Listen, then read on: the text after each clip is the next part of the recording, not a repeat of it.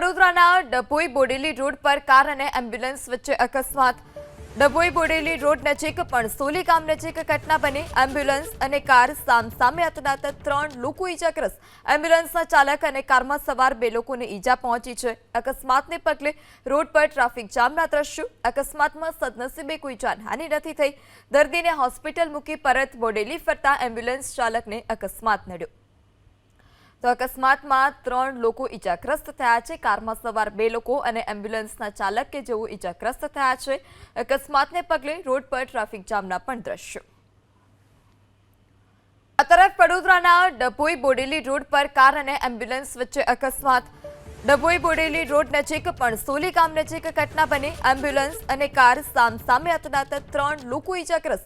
એમ્બ્યુલન્સના ચાલક અને કારમાં સવાર 2 લોકોને ઈજા પહોંચી છે। અકસ્માતને પગલે રોડ પર ટ્રાફિક જામના દ્રશ્યો। અકસ્માતમાં સદનસીબે કોઈ જાનહાનિ નથી થઈ।